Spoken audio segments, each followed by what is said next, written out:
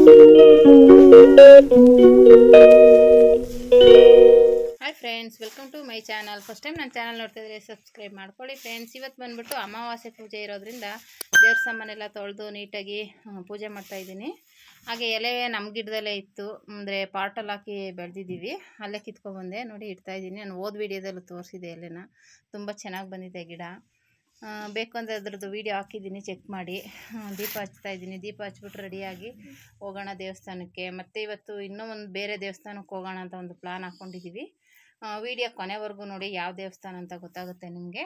ತುಂಬ ಚೆನ್ನಾಗಿದೆ ದೇವಸ್ಥಾನ ಅದು. ಹಂಗಾಗಿ ರೆಡಿ ಆಗ್ತಾಯಿದ್ದೀನಿ. ಪೂಜೆ ಮಾಡಿಬಿಟ್ಟು ರೆಡಿಯಾಗಿಬಿಡೋಣ ಅಂತ ಒಂದೇ ಸಲ. ಆಮೇಲೆ ದೀಪ ಎಲ್ಲ ಹಚ್ಬಿಟ್ಟು ಆಮೇಲೆ ಎಲ್ಲ ಮಾಮೂಲಿ ಪೂಜೆ ಎಲ್ಲ ಮಾಡಿ. ಈ ಸಲ ಏನೂ ಮಾಡಲಿಲ್ಲ, ಲೇಟ್ ಆಗಿಬಿಟ್ಟಿತ್ತು, 12 ಗಂಟೆ ಆಗೋಗಿತ್ತು. ಇನ್ನು ದೇವ್ರ ಸಾಮಾನೆಲ್ಲ ತೊಳೆದು ಮಾಡೋ ಅಷ್ಟರಲ್ಲಿ ಲೇಟ್ ಆಯಿತು.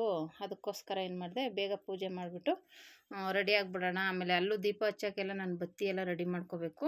ನಾನು ಯಾವಾಗ ಹೋದ್ರೂ ಅಲ್ಲಿನೂ 101 ದೀಪ ಹಚ್ತೀನಿ. ಹಂಗಾಗಿ ಅದನ್ನು ರೆಡಿ ಮಾಡ್ಕೊಂಬಿಡೋಣ ಅಂತ ನೋಡಿದೆ. ಸ್ವಲ್ಪ ಇತ್ತು ಬತ್ತಿ, ಅದಕ್ಕೋಸ್ಕರ ಮತ್ತೆ ಬತ್ತಿ ಆಮೇಲೆ ದೀಪ ಪ್ಲೇಟು ಅದೆಲ್ಲ ತೊಗೊಬಾ ಅಂತ ನಮ್ಮ ಹುಡುಗಿಗೆ ಹೇಳಿದೆ. ತೊಗೊಬಂದ್ಲು. ಅರ್ಧ ಇದ್ದದನ್ನ ರೆಡಿ ಮಾಡಿಕೊಂಡೆ. ಆ ಬತ್ತಿನೆಲ್ಲ ರೆಡಿ ಮಾಡಿ ಸುಮಾರು ಒಂದು 50 ಬತ್ತಿ ಆಯಿತು. ಇನ್ನೂ 50 ಬತ್ತಿ ರೆಡಿ ಮಾಡ್ಕೋಬೇಕಲ್ವಾ, ತೊಗೊಬಾ ಅಂದೆ. ಆಮೇಲೆ ಪೂಜೆ ಸಾಮಾನೆಲ್ಲ ರೆಡಿ ಮಾಡಿಕೊಂಡು ಎಲ್ಲ ತಗೊಂಡು ಹೊರಟ್ವಿ. ಬಂದ್ವಿ ದೇವಸ್ಥಾನದ ಹತ್ರ. ತುಂಬ ರಶ್ಶು, ಎಷ್ಟು ಜನ ಇತ್ತು ನೋಡ್ತಾ ಇದ್ರೇ ಸುಸ್ತಾಗೋಯ್ತು, ಅಷ್ಟು ಜನ ಇದ್ದರು. ತೆಂಗಿನಕಾಯಿ ಒಂದು ಇರಲಿಲ್ಲ, ತೆಂಗಿನಕಾಯಿ ತೊಗೊಂಡು ಆಮೇಲೆ ಕಾಲು ತೊಳ್ಕೊಂಡು ನೋಡಿದ್ರೆ ಊಟಕ್ಕೇ ಕ್ಯೂ ದೇವಸ್ಥಾನ ಹತ್ರ ಅಲ್ಲಿವರೆಗೂ ನಿಂತೈತೆ. ನೋಡ್ಬಿಟ್ಟು ಇನ್ನು ದರ್ಶನಕ್ಕೆ ಕ್ಯೂ ಎಷ್ಟಾಯ್ತೋ ಏನೋ ಅಂದ್ಕೊಂಡು ಹೋದ್ವಿ. ದರ್ಶನ ಏನು ಬೇಗನೆ ಆಯಿತು, ಅಂದರೆ ಎಲ್ಲೂ ಸ್ಟಕ್ ಆಗಲಿಲ್ಲ, ಹಂಗೆ ಮೂವ್ ಆಗ್ತಾಯಿತ್ತು ಎಲ್ಲ ಕಡೆನೂ. ಅಲ್ಲಲ್ಲೇ ಪೊಲೀಸ್ನವರು, ಲೇಡಿ ಪೊಲೀಸು ಆ ಥರದವರೆಲ್ಲ ಇರೋದ್ರಿಂದ ಅಲ್ಲಲ್ಲೇ ಮೂವ್ ಮಾಡ್ತಾಯಿದ್ರು. ಹಾಗಾಗಿ ನಾನು ದೀಪ ಹಚ್ಚೋಕ್ಕೆಲ್ಲ ಪ್ಲೇಟ್ಗೆ ಅಕ್ಕಿ ಹಾಕ್ಕೊಂಡು ದೀಪ ಇಟ್ಕೊಂಡು ಮಾಮೂಲಿ ಅರಿಶಿನ ಕುಂಕುಮ ಎಲ್ಲ ಇಟ್ಟು ಹೂವು ಇಟ್ಕೊಂಡೆಲ್ಲ ಪೂಜೆಗೆ ರೆಡಿ ಮಾಡಿಕೊಂಡು ಕ್ಯೂವಲ್ಲಿ ನಿಂತ್ಕೊಂಡು ಬಂದರೆ ದೇವ್ರದ ಹತ್ರ ಬರ್ತಿದ್ದಂಗೆ ಒಳಗಡೆ ಬಿಡೋಲ್ಲ, ಇಲ್ಲೇ ಹಚ್ಬಿಟ್ಟು ಹೋಗಿ ಅಂದರು. ಇದು ಆಮೇಲೆ ದೇವ್ರದ್ದು ಮೂರ್ತಿನ ಮೆರವಣಿಗೆ ಮಾಡಿದರು ಅನಿಸುತ್ತೆ, ಈಚೆನೇ ಇಟ್ಟಿದ್ರು. ಅದನ್ನು ನೋಡಿ ವೀರಭದ್ರ ಸ್ವಾಮಿದು ತುಂಬ ಚೆನ್ನಾಗಿತ್ತು. ಅಲ್ಲೇ ಕೈ ಮುಕ್ಕೊಂಡು ಆಮೇಲೆ ಈಚೆನೇ ದೀಪ ಹಚ್ಚಿ ಆರತಿ ಎಲ್ಲ ಬೆಳಗೋಕ್ಕೆ ರೆಡಿ ಮಾಡಿಕೊಂಡೆ. ಯಾಕೆಂದರೆ ಒಳಗಡೆ ಮಾಡ್ತಿದ್ವಿ, ಇವತ್ತು ತುಂಬ ಜನ ಇರೋದ್ರಿಂದ ಒಳಗಡೆ ಬಿಡೋಲ್ಲ, ಇಲ್ಲೇ ಹಚ್ಬಿಟ್ಟು ಹೋಗಿ ದರ್ಶನಕ್ಕೆ ಹೋಗಿ ಒಳಗಡೆ ಹಚ್ಬಿಟ್ಟು ಹೋಗಿ ಅಂದರು. ಆಮೇಲೆ ಅಲ್ಲೇ ದೀಪ ಹಚ್ಕೊಂಡು ಕಡ್ಡಿ ಹಚ್ಬಿಟ್ಟು ಹಂಗೆ ಕರ್ಪೂರ ಹಚ್ಬಿಟ್ಟು ಊದುಗಡ್ಡಿ ಎಲ್ಲನೂ ಹಚ್ಚಿ ಆರತಿ ಎಲ್ಲ ಬೆಳಗ್ಬಿಟ್ಟಿದ್ದೆ. ನಾನು ನಮ್ಮ ಹುಡುಗಿಗೂ ಮಾಡಿದ್ಲು. ಆಮೇಲೆ ನಮ್ಮ ಹುಡುಗ, ನನ್ನ ಮಗ ಬಂದಿದ್ದ ಮೈಸೂರಿಂದ, ಅವನ ಕೈಲೂ ಮಾಡಿಸ್ದೆ. ಆಮೇಲೆ ನನ್ನ ಮಗಳು ಮಾಡಿದ್ಲು. ಆಮೇಲೆ ಮಾಡಿಬಿಟ್ಟು ಇಟ್ಬಿಟ್ಟು ದರ್ಶನಕ್ಕೆ ಹೋದ್ವಿ. ಅಲ್ಲಿ ಏನು ರಶ್ ಇರೋದ್ರಿಂದ ಏನು ನಿಂತ್ಕೊಳ್ಳೋಕ್ಕೂ ಬಿಡಲಿಲ್ಲ, ಅದೇ ಒಂದು ಫೋಟೋ ಹಿಡ್ಕೊಳ್ಳೋಕ್ಕೂ ಬಿಡಲಿಲ್ಲ ಅವರು.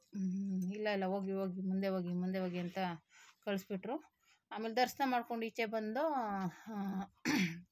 ಅಲ್ಲೇ ಒಂದು ಕೆರೆ ಥರ ಇದೆ, ಅಲ್ಲೆಲ್ಲ ನೋಡಿಕೊಂಡು ಓಡಾಡಿಕೊಂಡು ಬಂದ್ವಿ. ಅಂದರೆ ಬಾಗಿಲು ತೆಗಿಯೋದಿಲ್ಲ ಮಾಮೂಲಿ ಯಾವಾಗ್ಲೂ, ಇವತ್ತು ತೆಗ್ದಿದ್ರು, ಹಂಗಾಗಿ ಸುಮ್ಮನೆ ನೋಡೋಣ ಅಂತ ಬಂದ್ವಿ. ನೋಡಿ ಈ ಥರ ಇದೆ ಕೆರೆ ವ್ಯೂ. ಆದರೆ ನೀರು ಸ್ವಲ್ಪ ಗಲೀಜಾಗಿತ್ತು, ಆದರೆ ಯಾರನ್ನೂ ಬಿಡೋಲ್ಲ ಈಚೆ ಒಳಗಡೆ ಓಡಾಡೋಕ್ಕೆ. ಇವತ್ತು ಮಾತ್ರ ಜನ ಇದ್ದಾರೆ ಅಂತಲೂ ಏನೋ ಬಿಟ್ಟಿದ್ರು. ಆಮೇಲೆ